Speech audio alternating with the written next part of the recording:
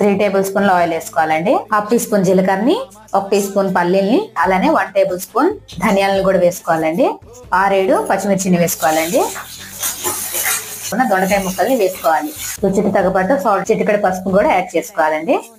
ఇలా కొంతసేపు మగ్గాక కోసి పెట్టుకున్న ఒక టమాటాని వేసుకోవాలి. ఇలా వేగాక స్టవ్ ని ఆఫ్ చేసి చల్లారబెట్టుకోవాలండి.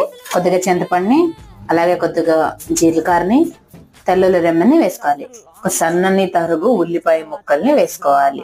అలానే కచ్చాపచ్చగా మిక్సీ పట్టుకోవాలి.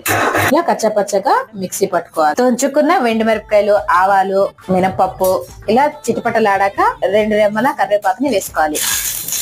చిటికెడు హింగుని వేసుకొని కలిపి స్టవ్ ని ఆఫ్ చేసుకోవాలి. ఇలా స్టవ్ ని ఆఫ్ చేసుకొని ఇప్పుడు మనం చేసుకున్న పచ్చడిలోకి వేసుకొని మొత్తం కలిసేటట్టుగా కలుపుకోవాలి. అంతే, సింపుల్. ఎంతో రుచికరమైన చట్నీ ఇలా రొట్టెలతో కానీ, లేకపోతే అట్టులతో కానీ, లేకపోతే దోశ